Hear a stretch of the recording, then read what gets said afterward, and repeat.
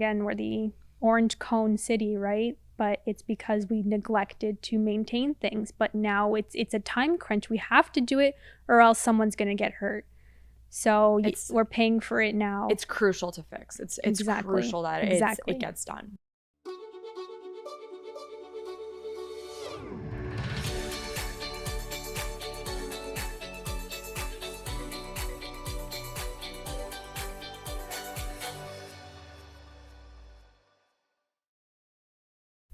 Hi everyone, I'm Alexandra, a civil engineering student. I'm Emanuelle, an aerospace engineering student. And in today's episode, we kind of wanted to talk about engineering disasters that have been, that we think have resonated with us a little. So before we get into it, a lot of these, they're going to have fatalities in them. And before we do that, we just want to, give our condolences to the families of the victims. And really the intention of this is to use it as a learning experience, specifically because we're engineering students. It's really important that we at least use these to the most that we can and learn about, okay, what happened, what can we do better, and maybe there's different things we can do in the future to fix these mistakes that can happen and avoid them.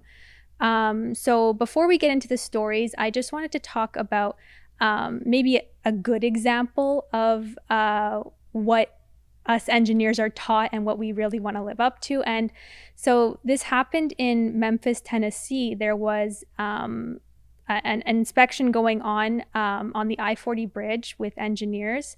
And one of the engineers noticed that the steel box support beam was significantly damaged.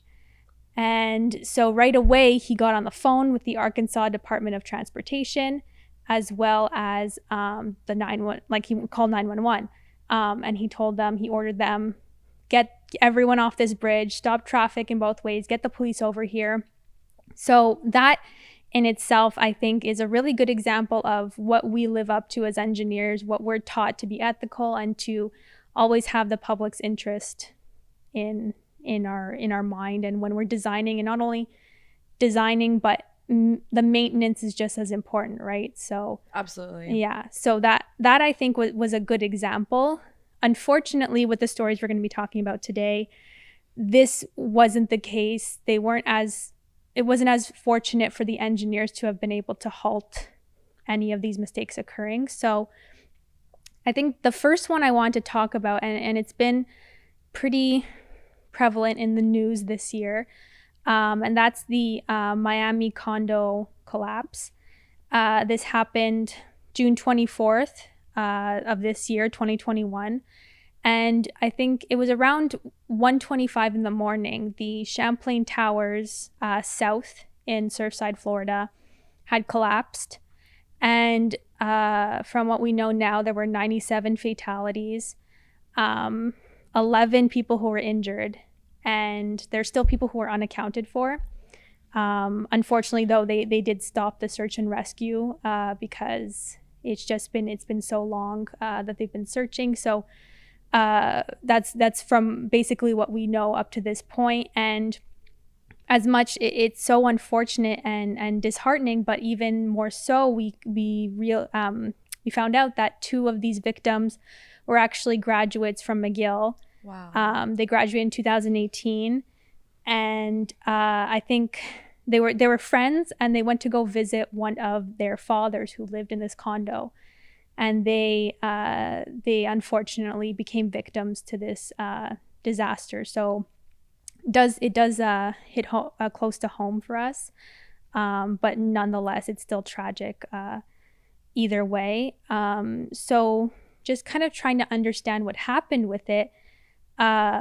It's still unknown, but there is the most plausible and the most popular theory from what I've seen is that the slab of the pool deck wasn't sloped. And when things can be kind of filled with water, or yes, water can accumulate in an area, you want it to slope, right? Yes. So that the water will get out and be able to exit some way. But however, the pool, in this case, the pool deck was designed flat. Oh. So that's one of the things, the theories that people are stating as to why this happened. And really, if we start back before this collapse, there was even the pool inspector, the pool contractor. He came in to do a routine inspection, and he went into the pool equipment room. And what he had found was a significant amount of spalling. Now, spalling is when the rebar in concrete starts to rust. Okay. And it expands. And when it expands, the concrete just cracks around it, right? Oh, so no. Yeah. There's a significant amount of this in the pool equipment room. Plus, he said that there was just water all over the floor. And the thing is, this area should have been like dry as a bone. It shouldn't have been wet. It shouldn't have been like this. It shouldn't have been rusting. Yeah, exactly. Yeah. That's also a thing, is it shouldn't have been as bad as it was. And then he also said he went in the parking garage, and near one of the parking spots, there was just a puddle of water. And enough for him to notice it and think that's weird, you know? Absolutely. But it wasn't part of his mandate, and I don't really blame him either. You know, it's not his job, so he kind of just let it be. And he didn't really know much about it to say otherwise. So that's one thing. That was one of the red flags that they actually came up. And another one being, what's interesting is that there was a couple staying at the hotel next door, and around 1 a.m. on the day of the collapse, so this is about 25 minutes before the collapse, they were in the pool of their hotel, and they noticed, they started hearing noises. They were weird noises. So they went to investigate, and what they had found is they were looking through the entrance of the parking garage, and what they saw was just there was a pipe that bursted, and it was just gushing water, and there was concrete falling from the ceiling. And this was in the same area that the pool contractor saw the puddle of water. So right there, that kind of indicates there's two events that are occurring in the same spot. That kind of gives you an idea of maybe where the failure happened.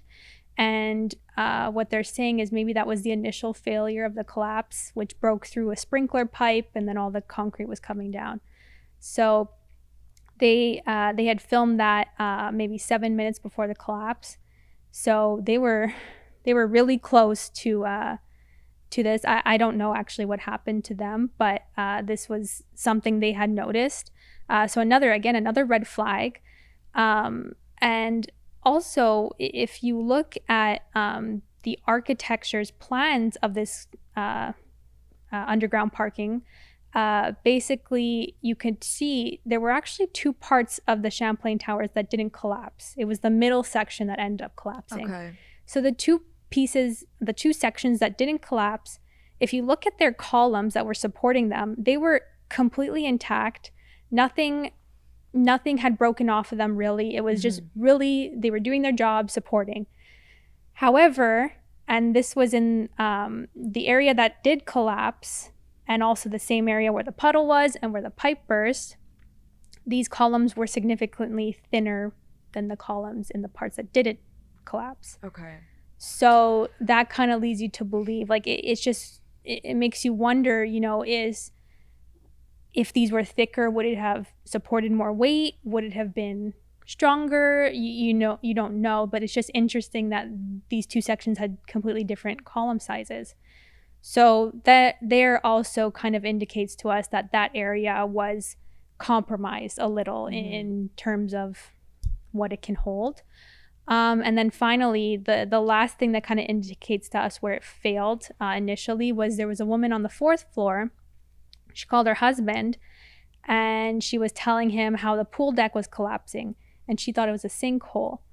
But it wasn't. It was the collapse of the building itself. And so that, again, these four witness accounts tell us that that's basically the most plausible area that collapsed first and where the failure occurred.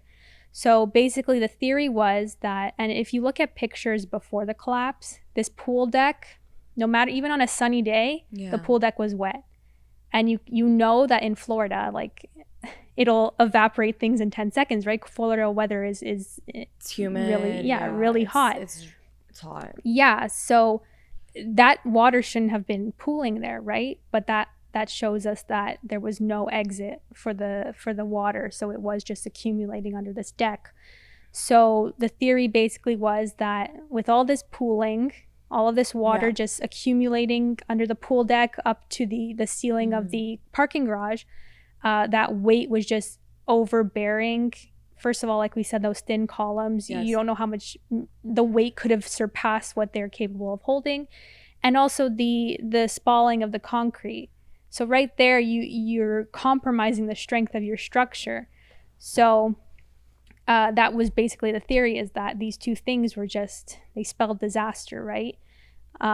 So that's what is believed to be what happened. And it's really, to add insult to injury, back in 2018, in Miami, there's a law. You have to, after you construct a building like the condo, you have to do a recertification after 40 years.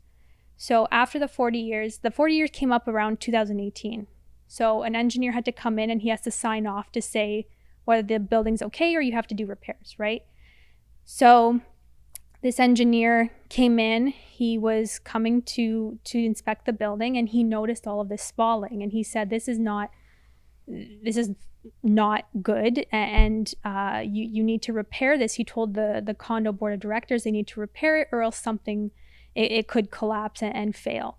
But they decided that they were going to do it, start the repairs 2.5 years later, which brought us to 2021.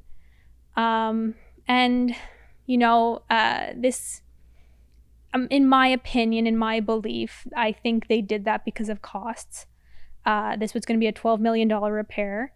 So I'm led to believe that they probably postponed it as much as they could to save on costs, right? Although, that's just me speculating, but this is usually what these things come down to, is a matter of not wanting to repair because of costs.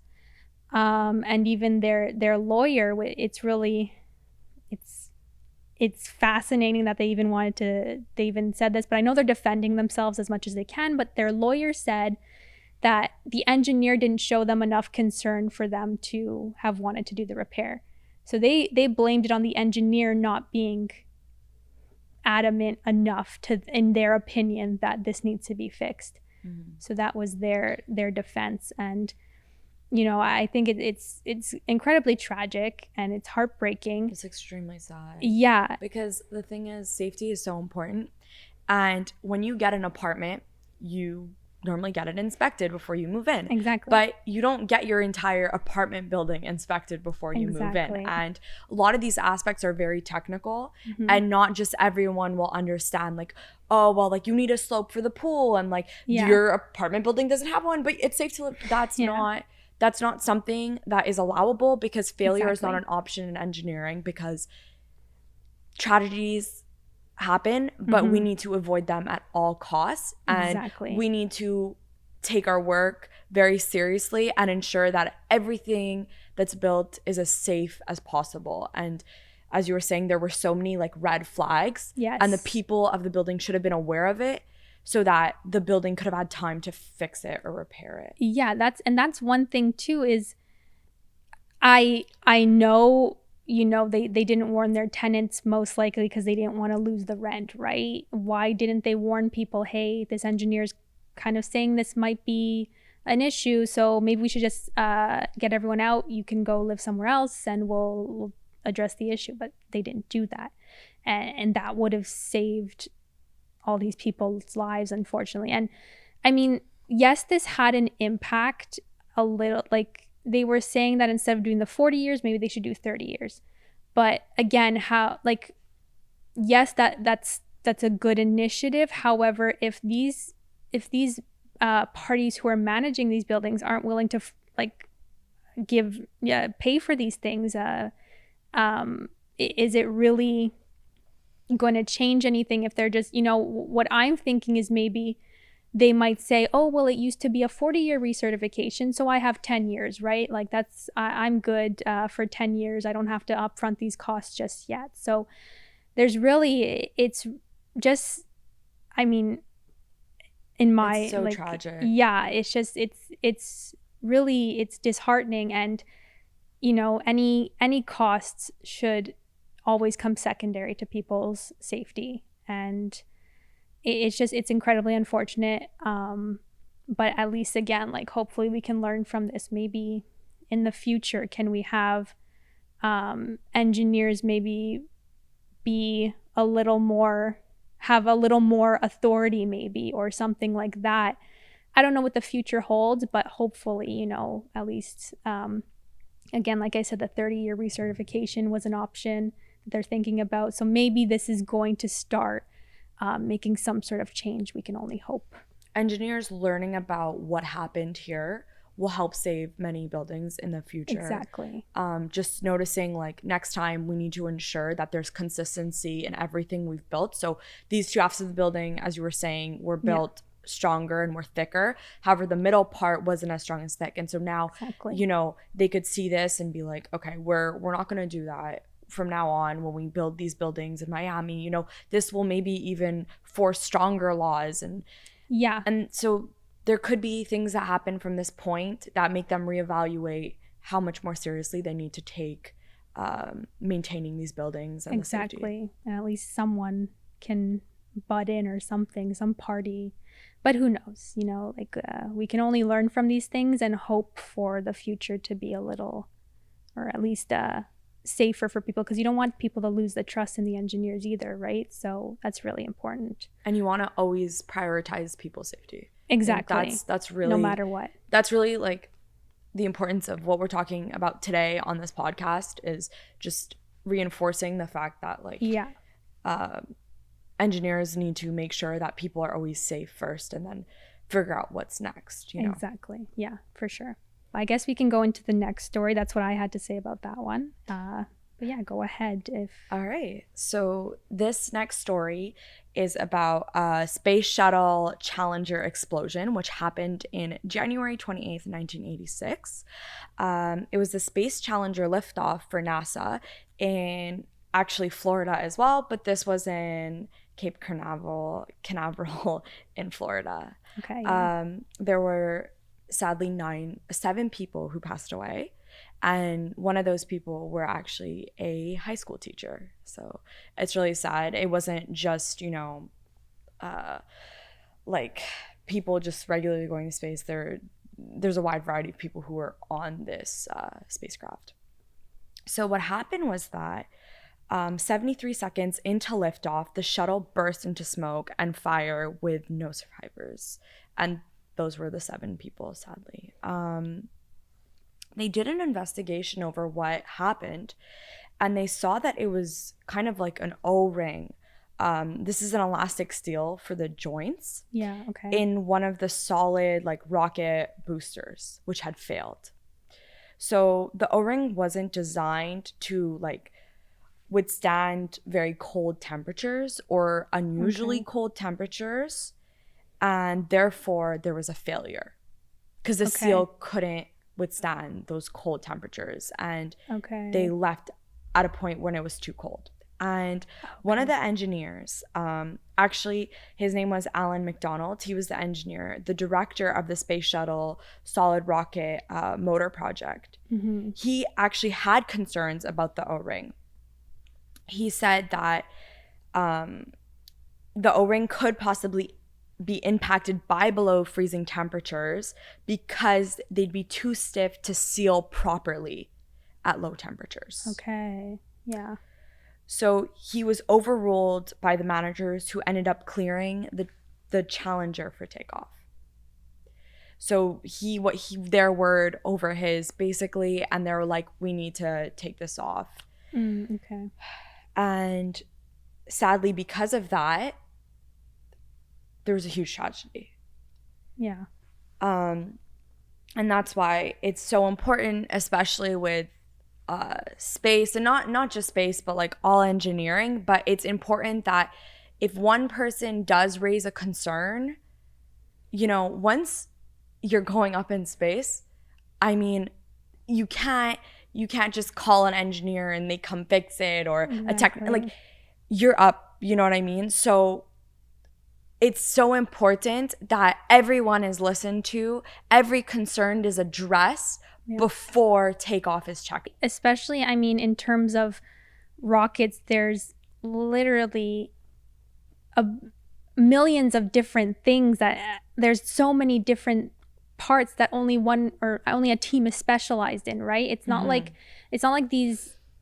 this team knows every single thing about the rocket. So it's really important that you listen to that specific engineer telling you that specific element is compromised in some way. And it's, again, like you said, it's tragic that he actually did bring this up and people failed to listen to him, maybe because they thought it would be fine, but you should listen to the expert, right? Yep.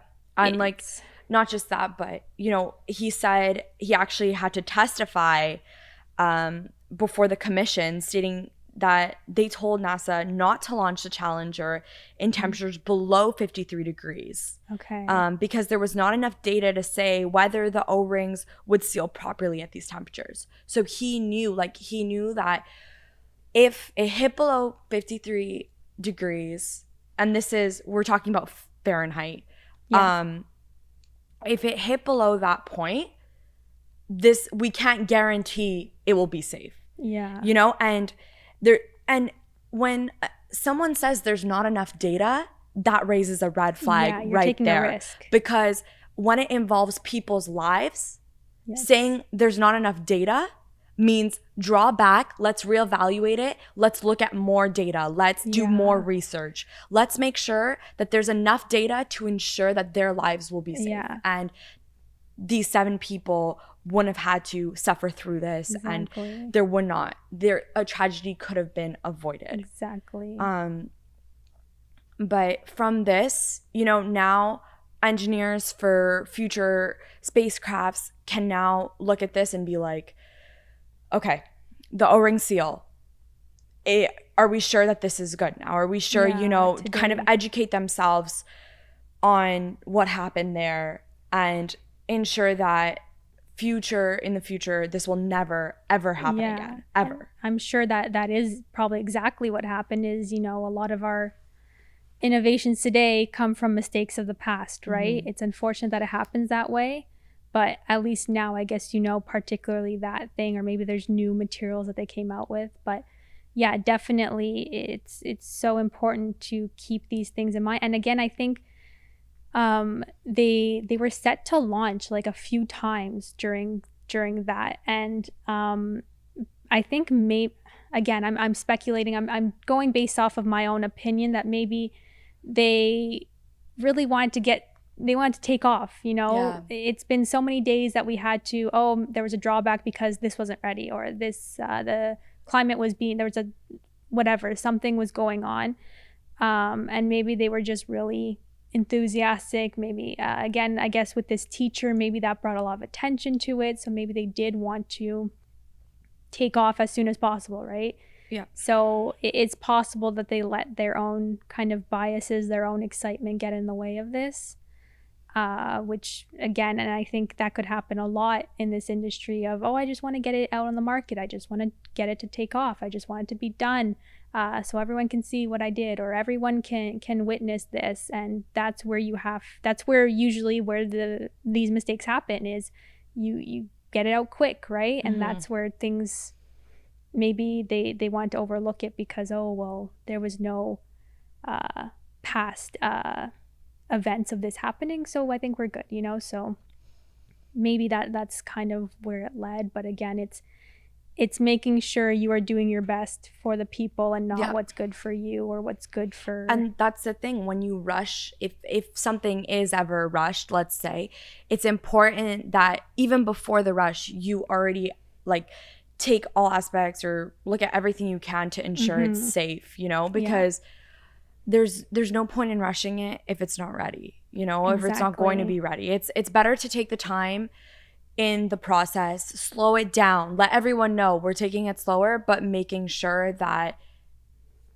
when this product is ready, it's ready. It is safe. It is good for the people. And you were saying before, there's so many parts and so many components to a spaceship and a space shuttle, and that's the thing, is that we need to check off all those different components, and somebody needs to approve them. And there are a lot of components going into it. And it's important that everyone is heard and everyone says, yes, there's enough data, we can go on. And one person doesn't. If one person raised their hand and said, no, slow it down. Just take a moment. No one it's should better be able that to that's overrule. fixed than it comes back later, you know?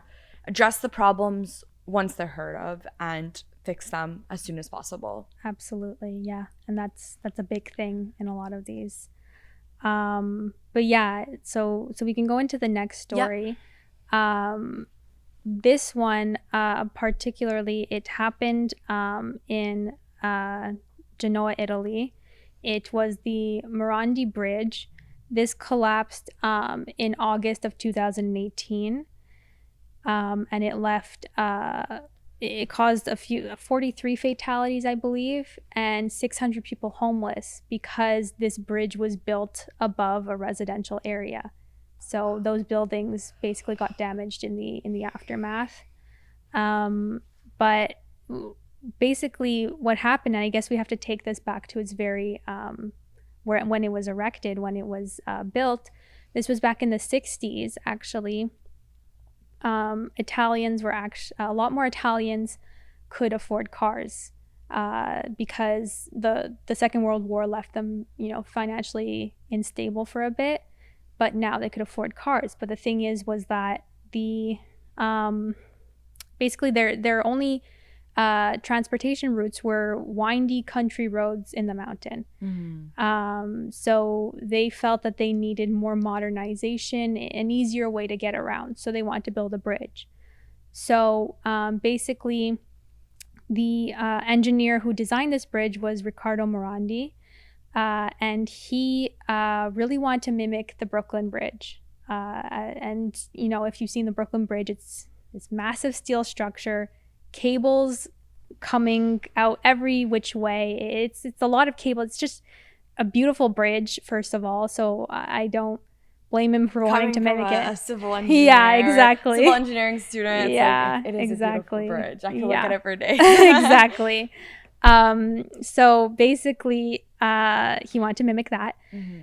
But the thing is that, keep in mind, again, this was post-war Italy. So they had international sanctions on them because of their participation in the Second World War. They were on Germany's side. So they weren't able to import any steel. As well, they didn't have the resources to make their own steel. But what they did have was a lot of clay. And with clay, you can make cement. And with cement, you make concrete. Okay. So they had a lot of concrete they could use, right? So what Morandi did was he designed the bridge where it had a reinforced concrete deck. And he also designed it where there were only 4 cables on each tower of the bridge, when usually you would put a few dozen. Okay. But what was different, what was special about this was that he used pre-stressed concrete to kind of encompass and cover these cables. And pre-stressed concrete, basically the name kind of suggests what it is. It's pre-stressed, where it can resist tensile loads. Okay. So usually concrete is very good under compression, but really poor under tension. Okay. So this is what was special, was that this concrete can now resist tension. Okay. So that was something really revolutionary of the time. So that's how he designed it. And basically it was very... it was said to be a lot stronger and a lot lighter than any other bridge of its era. And it was very well known. Morandi ended up using these techniques and other structures he designed. So Italy kind of got this legacy and this name of being concrete masters, because they were building all these things with this new technique and really all of this concrete that they were using. So the issue was that back then they didn't really know much about how pollution and climate can affect corrosion on concrete. Okay. Yeah. So basically, that was kind of something that wasn't really known. And on top of it, bridges weren't built to be durable. The priority wasn't to make it long lasting. And basically the traffic loads from back then are nothing like today, right? So if this bridge is not meant to last and traffic loads get heavier and heavier throughout the years, in essence, it shouldn't be able to have been stand tall up to this era, basically. And we saw that it didn't, unfortunately. So those were the issues. And even what was crazy was that there was an architect. He wanted to come in the 90s. He wanted to come and see this bridge because Mirandi was so well known at this point. So he came and he said that he noticed a significant amount of corrosion on this bridge. And this was like, I think maybe 25 years after it was built, which is not normal. It shouldn't have been corroding that quickly. And even Mirandi himself was saying, this bridge is aging much quicker than I had anticipated. And so he suggested that maybe to implement some new repairs or fixes to avoid, they live near Italy's on an ocean, bordering an ocean, and all the sea salts in the air that would cause a corrosion, as well as factories polluting. So he suggested something to kind of repair this, and basically those who were managing this bridge just disregarded his statements. Again, another example of this happening. So basically, they just kind of left it. What they did end up doing was they added more cables to the bridge rather than fixing the old ones. So they let this sit for years and years, and then come 2018, they noticed they used to be a government company, but now they're a private company. They're still the same company who's managing this bridge, and they started to see, okay, well, I think it's really time to fix this bridge. Like, they cannot waste any more time. This bridge could collapse in minutes. Like, it was very they needed to repair. So the repairs were set to be done in the fall of 2018, and the bridge collapsed August of 2018. So that's so sad. They were just on the verge of repairing it, and it didn't get repaired. So that, again, like, extremely devastating that these people had to. It was actually a 200-meter section of the bridge that fell. So that was a big section of the bridge of people who were injured, and it's just completely devastating. I think they're doing an investigation. They did an investigation. Some people, I believe, people were arrested or something in terms of their negligence or their lack of doing something about it. So again, I think it was, ignoring an engineer's suggestion. And even, I think, if you're not very well adversed in this industry or have some knowledge in it, it's hard to believe that structures like that look so solid can come down, right? So I kind of compare it to if you say you stacked a bunch of books, and like when you stack things, once it stops moving, you feel a little more secure, right? Like when it's not wobbling, when it's not wiggling, okay, it's gonna stand. But you never know if there's a book there that wasn't placed properly and it can slip out or something like that. You don't know. It could happen any second. So it's not a matter of if the building itself or the bridge itself looks intact, looks like it's not wobbling, it's not moving around. Yeah. It's really, you don't know if there's that one block of concrete that's starting to cave. Exactly. Or it's not in the right place anymore. Yeah. So you have to really not let your mind, You also have to think like long term. When you're making a project, you can't just think about the day it's opened or the day people start using it. You need to think of the long term effects. And like as you were saying before, the weather, not just the weather, but also, you know, wind plays a factor, you know, its location plays a factor. And yes. How much it's used plays a factor. You know, people are driving on this every day. So there's so many things that need to be taken into consideration. And at the end of the day, I mean, we're emphasizing safety so much here and just, you know, thinking of the long-term plans. How long would you like this build to last, this bridge to last? And there's really so many things that come into play that need to be considered. Exactly. You know? Absolutely. Yeah. It's really, again, like I don't know if they knew this or not, but the fact that back in the 60s, they didn't think about durability, you know, why did you let it sit there and never, you know, retrofit it to today's materials or something like that? Why was it never, I guess, modernized or given new material, repaired in that way? And again, it could have been repair costs you don't want to take on. Could be anything. Yeah, I think it was simply just, you know, negligence and disregarding someone's professional opinion. So again, and it's tragic that people lose their lives in this way of what could have otherwise been fixed immediately. You know, increase maybe, I don't know, usually you'll put a toll on a bridge if you want to pay for the repairs or the construction, stuff like that.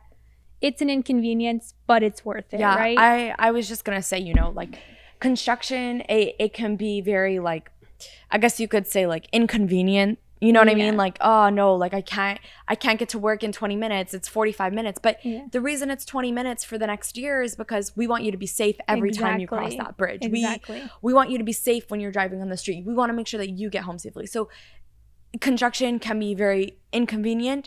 However, like when we really think about it, we understand why they're doing this construction. They're doing it because they want to protect us. They want to make sure we're safe. And it's important that, you know, everything is kind of checked every year, every 6 months, and something that's used all the time, because we need to ensure that if construction is needed, it's done as soon as possible to ensure that everyone is safe and that we don't have any tragedies and everyone is protected. And yes, exactly. You know, people still trust the people who are building these things for them. Yeah, and I know we see this right here in Montreal, how not maintaining infrastructure can be really tedious in the future and can be dangerous in the future. You know, a lot of the things built in the 70s just weren't kept up properly. You know, like the Olympic Stadium was just built because they had a time crunch for the Olympics, right? So they just did it quickly, and now it's just crumbling, honestly. Like you can, if you go in, you see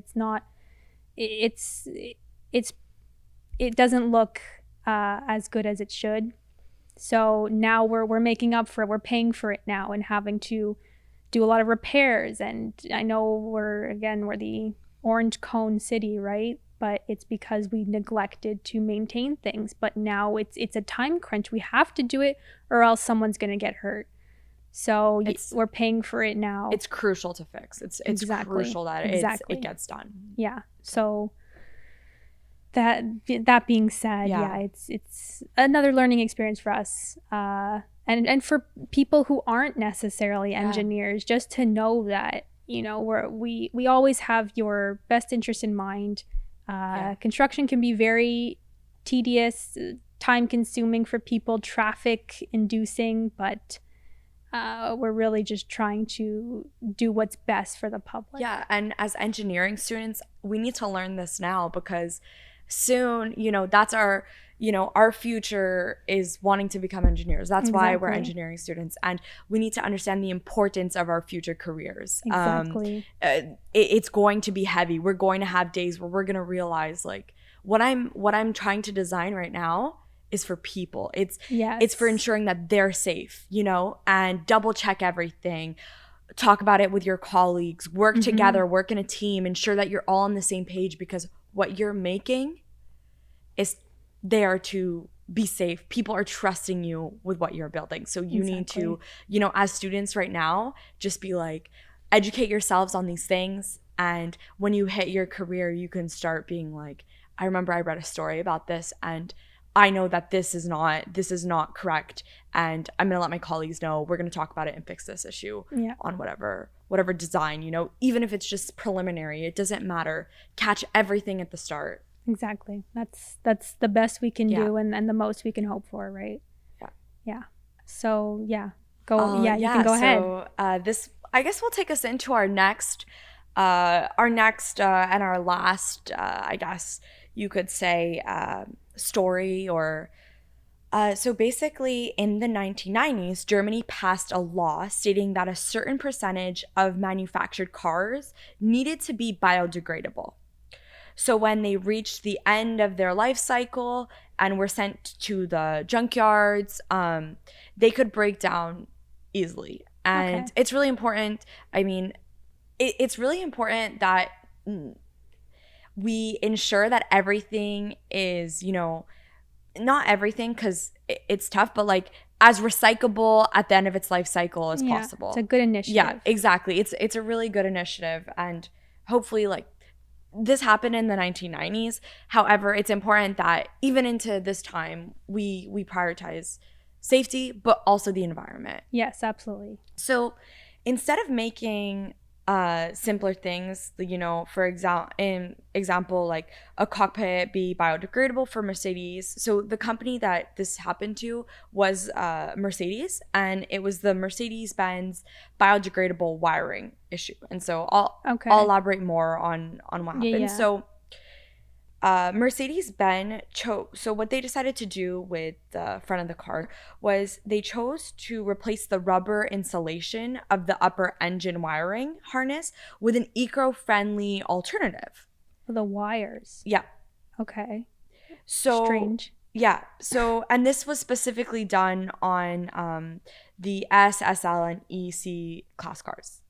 Okay, those classes. So many different classes of cars. Yeah. So the problem was that the wires were exposed to heat and cold and humidity, and this caused them to degrade very quickly because it wasn't their regular rubber insulation that they had before. So because they were degrading quickly, the wires would touch each other and would short circuit. Oh, yeah. And so these car owners would have to constantly get them repaired because the wiring would keep short circuiting, and so they'd have to get them replaced, and on top of the like engine. Yeah, and that's dangerous too, right? Like we know when wires touch, that can cause a fire or something. So that's even dangerous as well. I don't know. Yeah. I'm trying to comprehend why they chose to make the insulation. I mean, the initiative was to, ensure that the cars would be, more biodegradable at the end of their life cycle. And so, the initiative was that they wanted to like help the environment, you know what I mean? And and still make sure their cars were safe, that's what they want as well. And it's hard to see these things coming when they're new initiatives sometimes, it needs to go through, so much testing and whatever. And so it's hard to catch, how long it would take for these wires, for that to happen with the wires. But because it's new material, you never know, there's a lot of factors. But basically there was never, like, Mercedes didn't issue a recall because so many cars were built from 1991 to 1996 with this, eco-friendly like wire insulation. But after that, what happened was they never made those use that type of wiring ever again in that insulation. So they did fix the issue for all models afterwards. Once they caught the issue, they couldn't issue a recall because there was too many cars out already, and they would suffer like a lot financially. So what they decided to do was, once they caught the issue, they were like, it's done. Like, we're not using that again. We'll figure out solutions for making them as biodegradable as possible. after we address the safety. Okay. And I guess, I mean, again, it comes down to cost. They don't want to, I mean, they're basically putting it on the consumer to pay the cost for the repairs. That's it. They had to pay for the repairs of the wiring short-circuiting. Yeah. And even, I mean, today, I'm sure it's still an issue. It was the 90s, right? So you can still get cars from the 90s.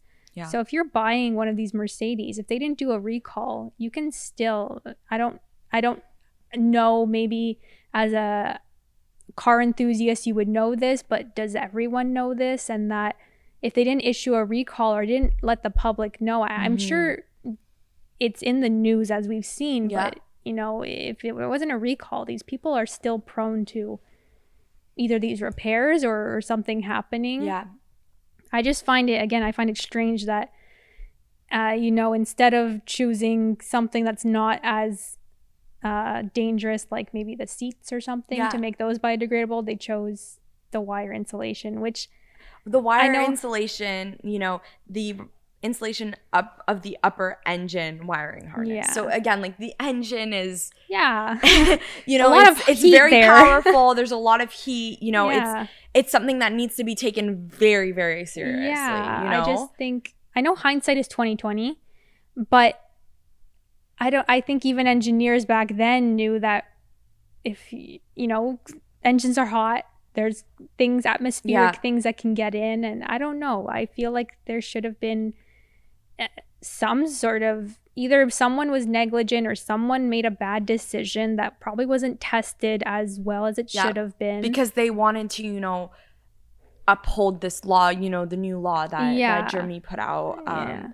Stating like a certain percentage of manufactured cars needed to be biodegradable for the end of their life cycle when they're sent to the junkyards. Yeah, exactly. Makes sense. It's like, you know, they wanted to meet this initiative and ensure that their cars could be more, you know, biodegradable at the end of their life cycle. However, you know, it came at a cost of safety. Yes. And that's when they were like, okay, once they found this issue and they saw that sadly they'd already released the cars with them, they were like, we're not doing that again. And it probably, you know, it probably made other car companies also realize, like, it's important that we ensure that the environment is safe and that, you know, we don't cause any more pollution, but also we need to take into account safety as well. So ensure that if it's something like insulation, ensure that it won't be flammable. It won't, you know, the insulation is good and it's safe, and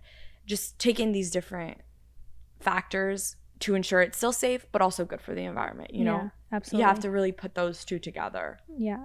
And I think that's a big theme of today's episode, was really just, you know, be really cautious about the consumer or the user of these structures or these products. It's that's who it's made for. And there shouldn't be any laziness, there shouldn't be any negligence, there shouldn't be anything like that. You know, I know a lot of these companies have insurance if they get sued and stuff, but I don't think that should be what you fall back on. You should really be hoping that you don't get sued, and you shouldn't just be like, okay, well, I have insurance for this. It's really about doing it right the first time. Hopefully that's really what the goal is, and just ensuring that you're not making these mistakes, you're not allowing these mistakes to ever occur. We know these things degrade over time, right? But make it so that you can anticipate that before it happens, or avoid it before it happens, or prolong it.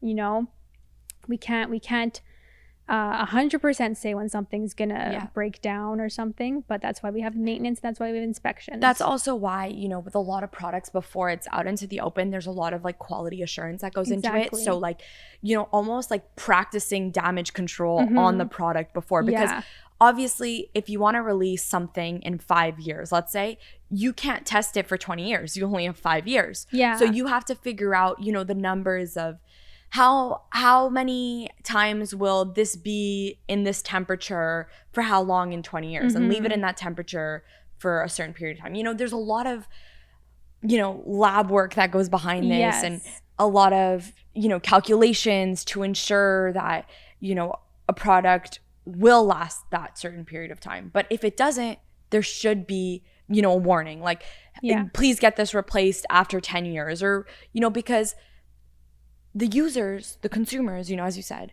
they need to know. It's so important that they know when this needs to be repaired or when this should be fixed, Yeah, that's really the big importance, because these things they're really, either they're big or they're powerful, and they can just injure someone very easily. And that's the whole thing, is to let's make sure they don't, and let's make sure we can prevent, or, in cars, you make sure that there's a safety in case you crash or something. So,